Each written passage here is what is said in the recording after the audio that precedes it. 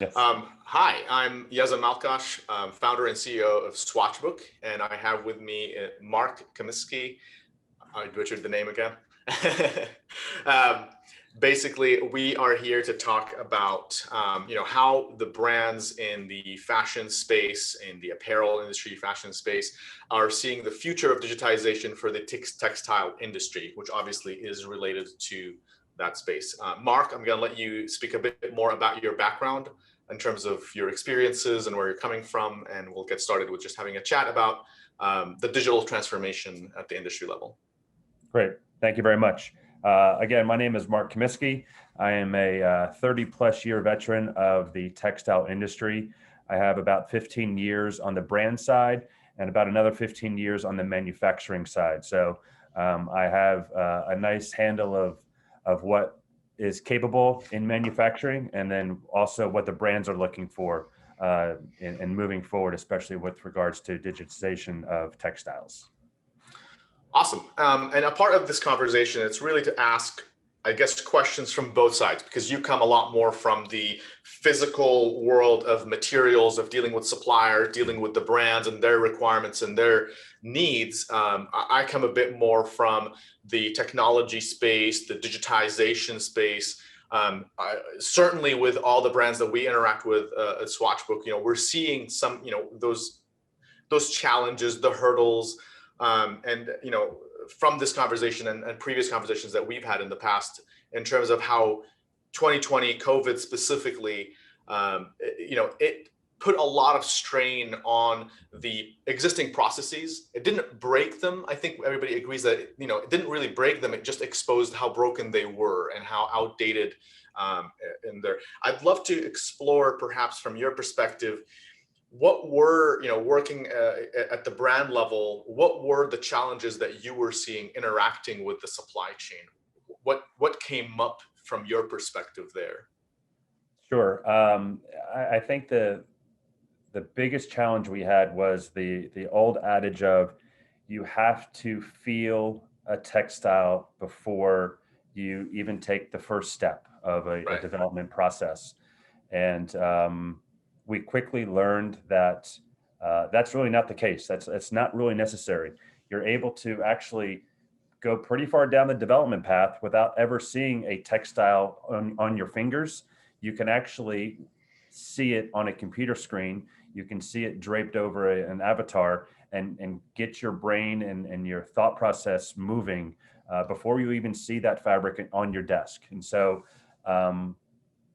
that wasn't the thought early on. When this whole thing started in March or so, I'll tell you, the first 8 weeks, there was a lot of scrambling going on. How are we going to do this? How are we going to share fabrics across all of the different functional groups within the company? And we quickly found out that that's just not going to be the case. So let's figure out a better way of doing it. Yeah, because at that time, first of all, material shows got canceled. Yeah. People couldn't, suppliers couldn't travel and bring their huge suitcases of materials. And then obviously, suppliers used to send a physical sample book to headquarters. They'll send 1 or 2 copies. One would go for their Asia sourcing team and one for the Western office. Now everybody works from home. From a supplier perspective, that put a lot of strain on them too. Like, how do I create now, instead of the 2 copies, I'll create 30, 40, 50 in certain cases for the larger brands, but do that for every single customer I have. I mean, it was almost something that they couldn't get over. I'd love to understand, because the touch and feel thing is pretty interesting, because we get that question a lot. Like, if it's digital, you're never going to replace touch and feel. And the first thing we do is we're not here to replace touch and feel. No. We're digitization is about giving you additional information and proving that perhaps you don't need that touch and feel at every stage of validation, right? That's kind of what you had basically figured out? That is correct. You can get through early reviews for sure, first step, second step, even third step, without actually touching that fabric. Because the likelihood is the designer already know, for experienced designers, I'm guessing they have a sense of what that thing's gonna feel like, right? It's not like they're dealing with these alien materials that they've never seen every single time for every single product. Is that correct to assume?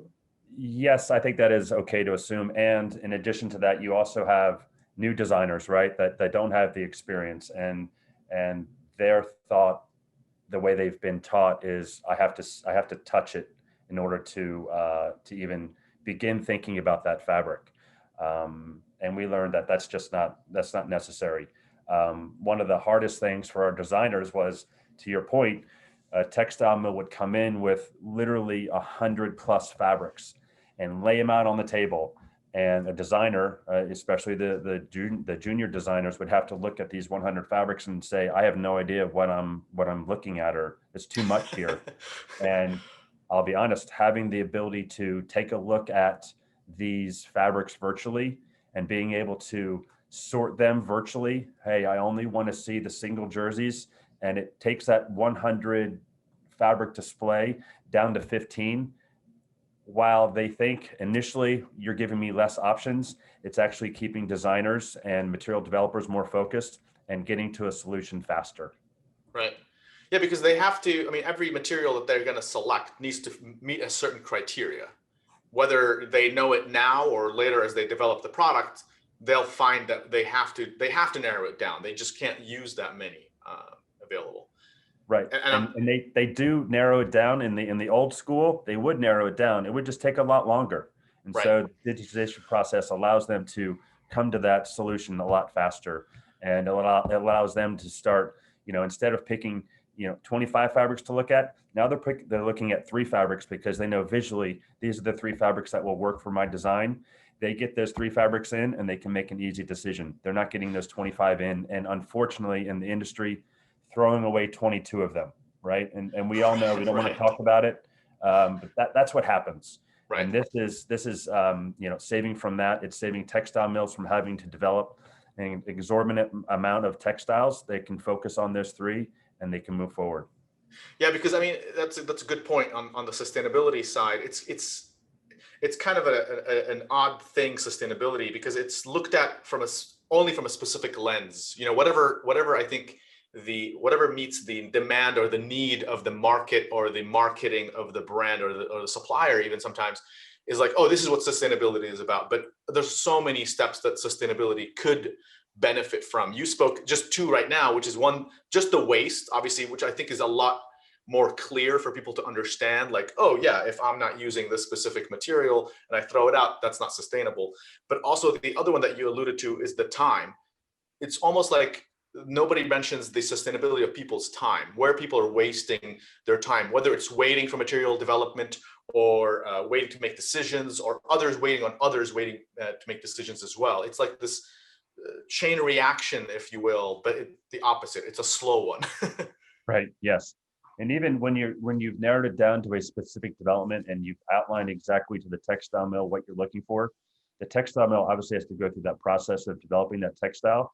And instead of sending that one textile in an envelope, overseas or across the country, waiting 3, 4, 5, 6, 7 days for it to get there, if you take a look at it digitally on the screen, you can automatically know from a visual standpoint if that development has met your aesthetic needs.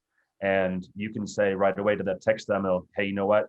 That is perfect. That's what we were looking for. Please send it. Or you know what?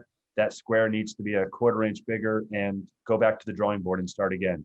That textile mill hasn't sent that one fabric, through FedEx or DHL over to the customer. And again, that's time, and that's saving a lot of waste. Yeah, absolutely. And I think, a lot of people, when they think digital transformation, they automatically almost assume it has to be 3D.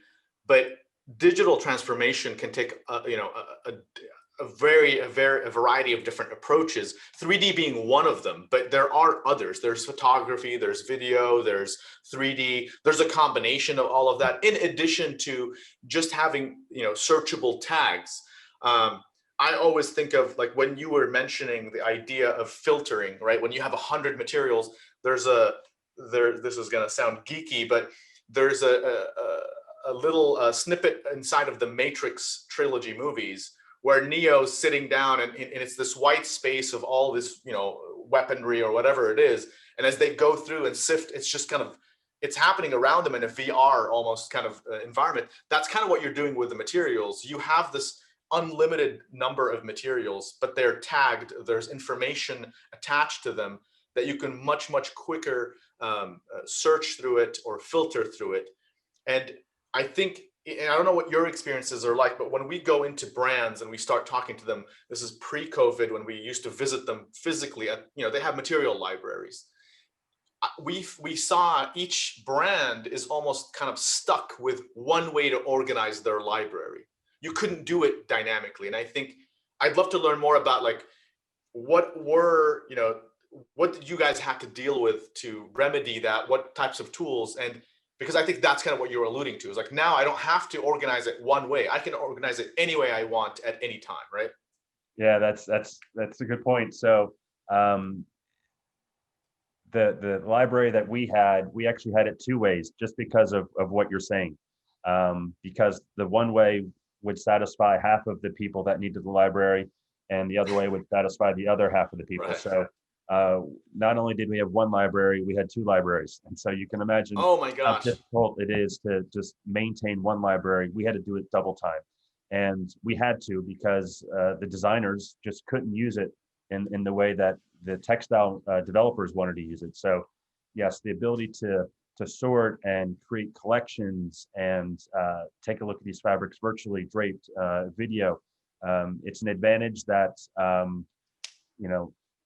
I think quickly designers leaped onto and said, hey, this is going to save me time and effort, so count me in. And so it's just well, it's like when you go shop for something at Amazon, right? You don't want Amazon to list it in one way. You want to list it any way you want. I might be more cognizant of the price I have to pay, or the reviews that I have, or the color that I'm looking for.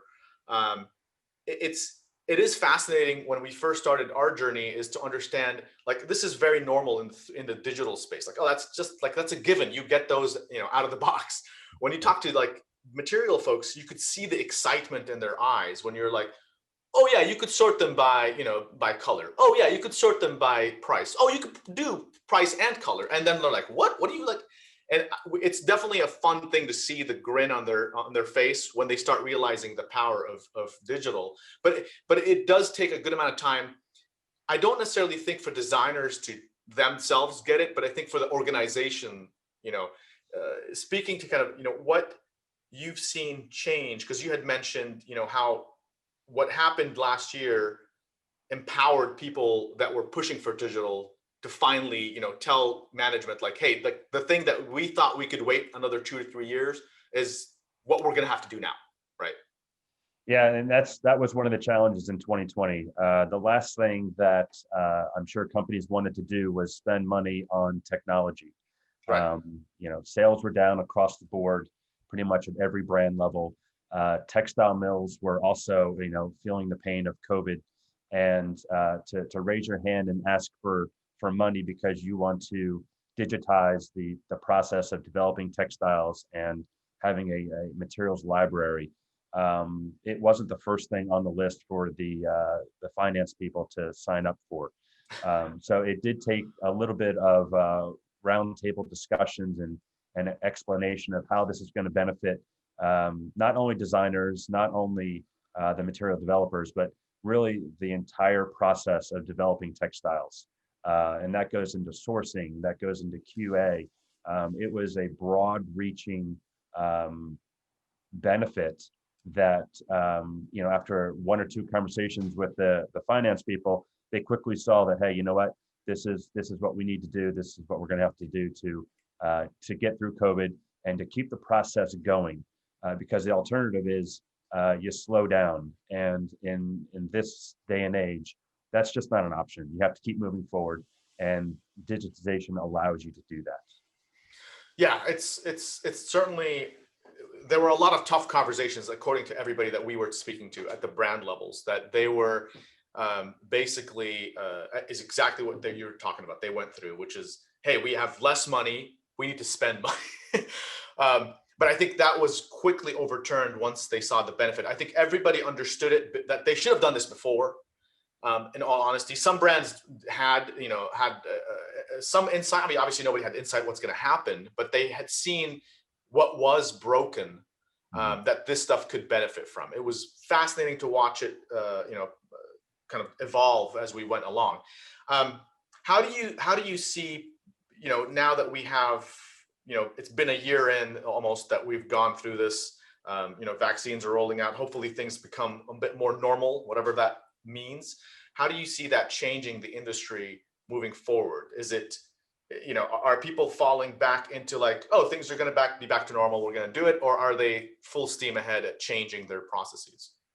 I think if you take a look at both areas of focus here, and I would say that's the textile manufacturer and at the brand level, especially at the manufacturing level, there's no going back, right? They see the benefit of being able to put their fabrics online and allowing their customers to look at their fabrics that are either being developed or in inventory that can be selected. It's saving them money. They're not having to develop as many fabrics or as long as of a roll of fabric. They can make a much shorter roll and get more product out to the consumer, to their customers digitally. So I don't think they're going back anytime soon. There are brands out there, there are manufacturers out there who are building their own systems to accomplish this. There are platforms like Swatchbook that are out there that are allowing them to incorporate their fabrics globally. And then on the brand side, the acceptance of digitization of textiles, I'm a little surprised that it has stuck so quickly. Right. I think the brands that have grabbed the platform of digitization is, how do I say, they're not looking back. They see the benefits really fast. They saw the benefits really fast, and it's not going to go back to the way it was. I think sustainability is a big part of that, and It's a new way. It's a new way to design yeah, products. I think. yeah, Yeah, we've definitely seen that. We've seen some. We've had some brands and customers simply go to their suppliers and say, "Look, moving forward in 2021, no physical material will be used unless it has a digital equivalent or a digital twin that represents that material." And certainly, what digital twin means is different for different brands. When we speak to brands, they're looking at different requirements. What do we need? Is it a photo? Is it a scan? Is it everything? Does it have the physical measurements? Especially if you work with apparel tools, you might need, to physically test how stretchy and bendy something is, not just what it looks like. We've definitely concur that it has become their new way of design, and it's for everybody's benefit. We used to think like, designers would be using Swatchbook, but it's like material developer, it's sourcing, it's yeah. the people in charge of the product line. Everybody wants to have visibility, because also I think it ties into better visibility. If you start at the beginning with that information, it trickles down back to kind of what you were talking about. It trickles down all through the process until to the consumer, basically. To your point, the flexibility that it allows is the reason why so many different functional groups at the brand level and at the manufacturing level have accepted this. It's not a rigid system that says, you have to do A, B, and C. It allows you to do those different functions depending on what your responsibilities are. And I think that's the main reason why, or one of the reasons why it has been so well accepted across the industry, and why it's not going to go away. And I think, at least for our perspective, we deal mostly with enterprise brands, so the larger brands and things like that. How do you feel? Is the small to medium brands, are they going to follow suit? Are they going to accelerate faster? How I don't have too much insight into that business in terms of, do they typically go faster or the same pace as the enterprise level companies, or is it a bit of both? Yeah, I'd hate to make a blanket statement for medium to small brands. I think as a general rule, and there's brands out there that will refute this, I'm going to say that especially in the year of 2020, where we just discussed about finances being a little bit tighter, they're going to be a little bit slower on the uptake. With that being said, if their partner mills are already going down the path and are digitizing their libraries, well, then they're going to jump on that. I think for the smaller to medium brands to spend money on this might be a little bit of a challenge. Again, there will be exceptions to that, and there will be small brands that I'm sure. absolutely jump on it and see the benefit and will roll with it. I just think, as a general rule, the smaller brands might be a little bit more challenged to keep pace. Yeah, fair point. Um, and speaking of kind of the small to medium brands, there's another thing that also intrigues us, as a company that's dealing with these larger brands, is that even these large enterprise brands are kind of shifting their business a little bit, right? They're going off of not doing such large runs of products, but making it a bit more focused, a bit smaller, and targeted towards different user groups, right? You're seeing, I think you guys had started seeing that even before COVID with the advent of things like fast fashion and how they're dealing with it. We saw a lot of brands kind of moving. Can you speak a bit more towards that and how that's tying into the digital space as well? Yeah, sure. And yes, speaking with brands, and on the larger side, and we all seen it. The SKU reduction is there. It's real. They're cutting back. They're being more focused on their products, how they're being released. It's a different strategy. Um, I think that with a tighter collection of styles going out to the consumer, the ability to create more and more textiles becomes a little bit more of a challenge. You have to be a little bit more focused. The ultimate goal is to have fewer textiles in your library and build volume on those fewer textiles. I mean, ultimately, that's how you grow your business.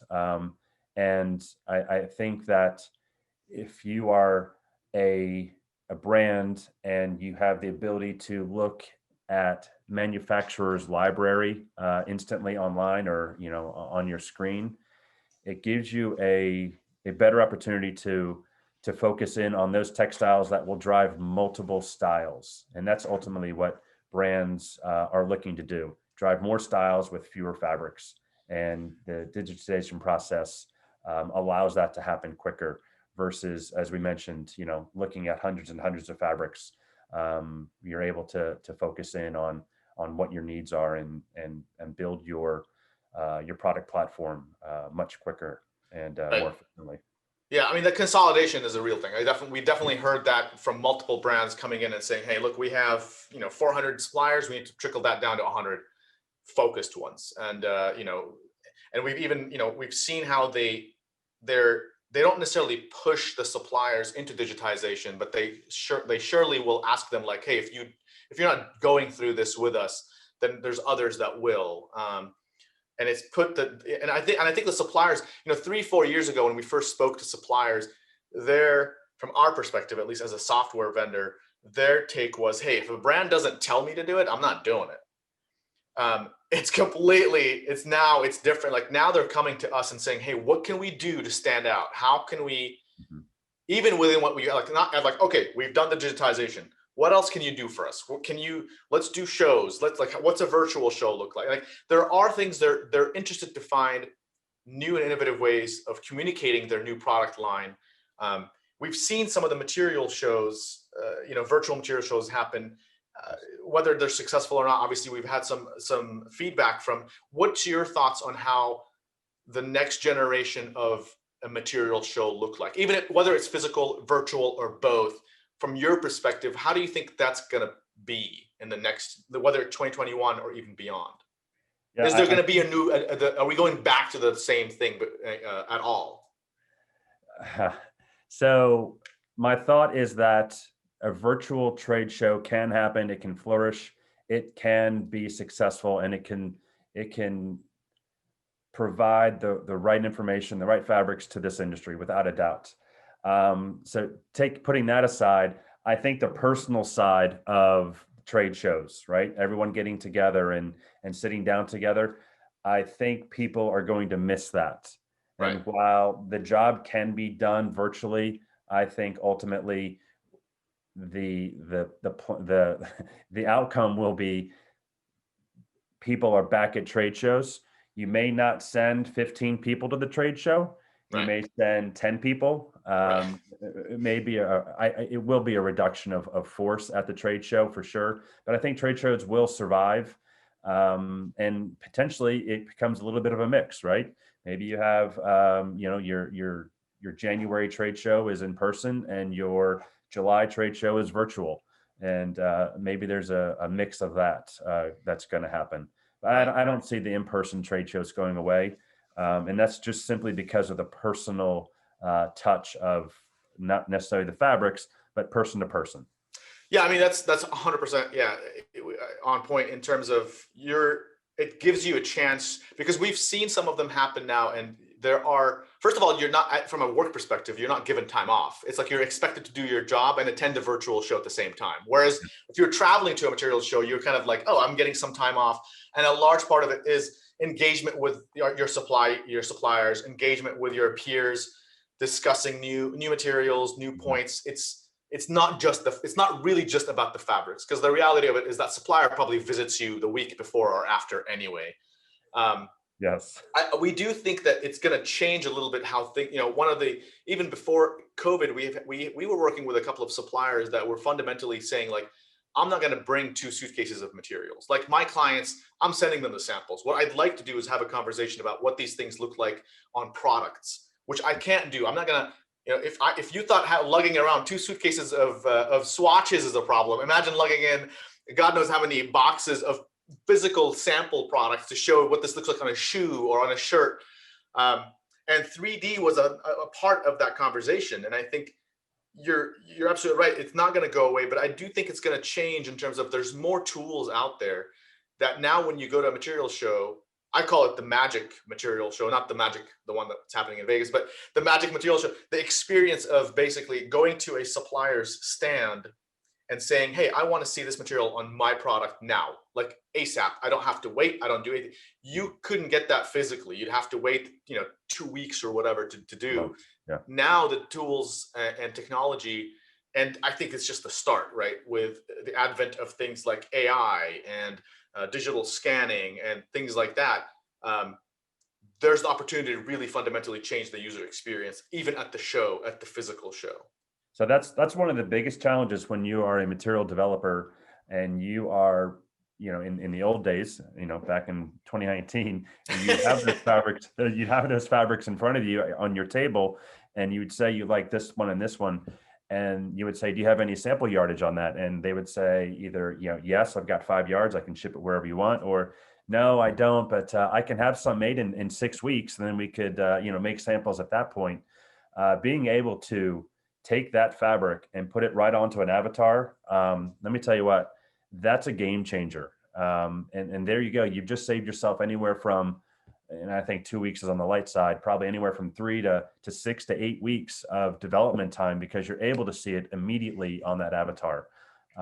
It's a way of cutting your calendar down, and everyone, every brand is trying to reduce their calendar, right? Calendar is money. The longer your calendar is, the more money you're spending.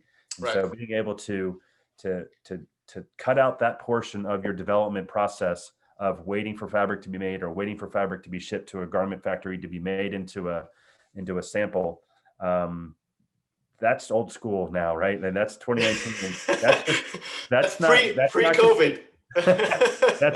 That's not going to be allowed moving forward, right? Because I think Right. what brands are going to see is, hey, I can see it on an avatar. I'm giving you, I'm giving you 3 months to develop this fabric. I don't need to give you 3 months anymore. I can give you 2 months, and we can get it done faster. And that's going to save the company X amount of dollars.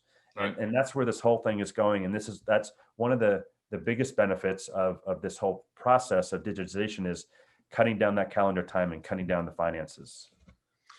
Absolutely. And I think, the reason I think this is also important from a supply chain perspective is that it in all honesty, and you could verify this for us, but one of the biggest challenges for a supplier trying to get into a company is that approved vendor process. Mm-hmm. And a lot of it, because of that time, they don't even get a chance to give you a sample, because you're like, oh man, I got to onboard you, because your sampling already takes time, and then add this time. does from what we've seen, if you can verify, does the digitization of this, does this allow new suppliers to get into the game? And I'm not going to say obviously it's going to be easy, but easier, because now you've removed or minimized the time for sample runs, or is it still going to be, a challenge for them? I think it allows the people who do the onboarding process to see the breadth of product that manufacturers that they can offer, and very quickly, and they will be able to quickly identify those mills that are potential candidates to be onboarded, and easily remove those manufacturers that are not a candidate to be onboarded. So yes, in essence, you would be saving time for those people to onboard a textile mill. I agree with that. All right, that's awesome. And what do you, and kind of speaking again to making those samples, what do you feel is the biggest challenge from a design perspective for adopting these digital tools? Because obviously we know that, adoption of solutions is never easy. Change is just difficult, Right. just period, whatever. It doesn't even matter if it's to the better or to the worse, it's always just difficult. Can you speak to your kind of experience at the brand level, what you saw as being the challenge for the design process or the development process to adapt, to adopt Yeah. these new age 3D tools? Sure. And it's actually a pretty simple barrier to get over. It's just history. It's data. The designers, starting in March, they really didn't have a library of avatars or 3D structures that they could look at and say, oh yeah, this known fabric looks like this.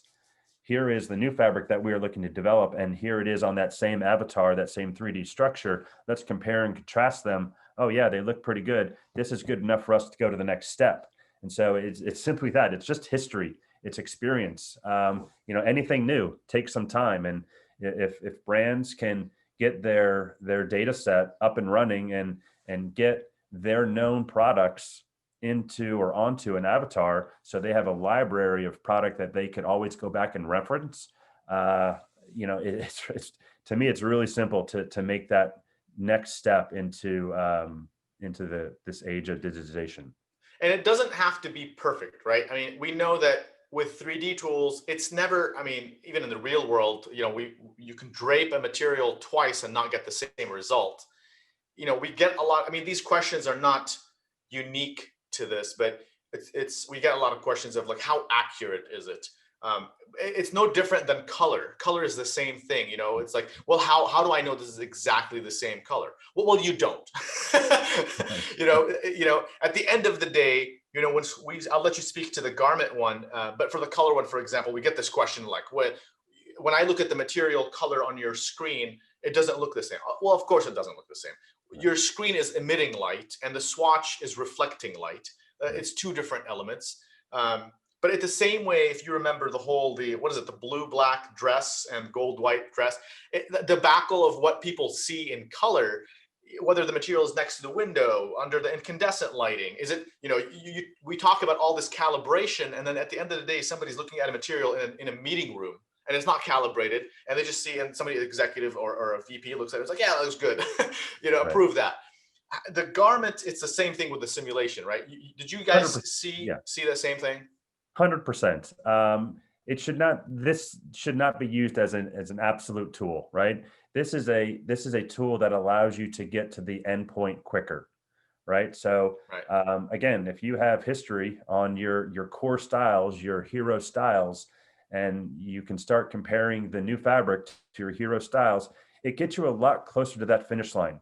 And so yeah, if brands are coming to the table expecting for an exact replica of what it's going to be like on person, they need to change their gears a little bit, and make sure they understand that this is just to get us, reduce the amount of work we're doing and get to the finish line sooner. Okay.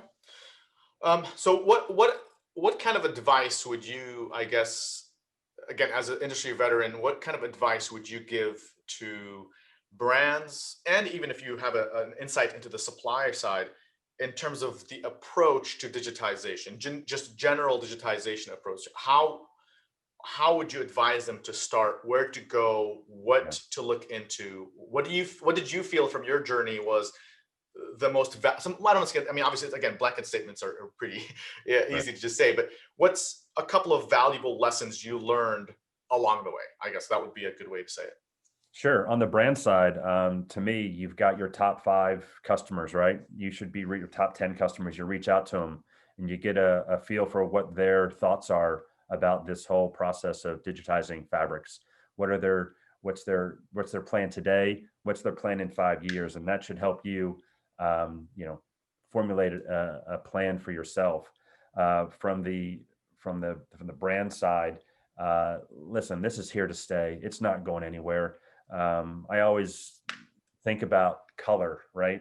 You were mentioning color before, and I don't know the exact time frame, but years ago, when someone said, "You know what, we're going to evaluate color with a number," and I just remember the pushback and the confusion that was seen in the The industry. riots. Yeah, because what do you mean we're going to evaluate color by a number? And you look at the forward thinking brands today, that's all they do. They look at color via a number. And so I think this is all in that same vein of progress of the textile world. It's like this isn't going anywhere. Brands that that are growing, that want to continue to grow, that want to be, you know, more relevant to their customers. This is something that they need to embrace. You know, you don't have to, as you're witness to, you don't have to spend hundreds of thousands of dollars to get into this race. It's quite cost effective, and the return on investment is pretty quick. In addition to that, you know, most brands these days are very sustainability. You know, sustainability is towards the top of their priority list. This one checks so many boxes when it comes to sustainability, and it just brands that are pushing this back, I fear are not. Those aren't going to be the brands that are going to be here tomorrow. Yeah, that's a good way to put it. You do have to, you have to adopt, adopt that change. And it really does need to happen from the top, like understanding like this is something we have to go through. Is it painful in some regards? Yes, but it's also better in other regards, way better in the overall scheme of where the industry needs to be. And I think that's the other element, is that we've seen over time this being adopted by the larger brands, right? The Under Armours, the Nikes, the Adidases of the world, much more on the sports performance world. Now we're seeing the other fashion groups kind of coming in and adopting it as well. And I think for the first time, at least from our perspective, I'm not sure if you guys saw it, but we're now seeing the industry shift. I mean, it's a slow shift, but it's a shift. Mhm. It's tangible, because now we're getting suppliers who are coming in like, hey, I need to digitize. Like, well, oh, you didn't come from a brand? Like, no, I'm doing the work. They're going to follow later. It used to be like the brand is kind of dragging the suppliers. Now suppliers are coming in on their own. They're saying, I know we have to do this. We've Yeah. seen the light. We've got to capture it. Um, I mean, it's a fascinating time for sure. I don't know. We have to coin it, PC, pre-COVID and AC after COVID or something like that, because there is a mentality shift completely. I think knowing the difference between something that we'd like to do and something that we just have to do. As you said, you don't know if they're going to survive if they don't, No. right?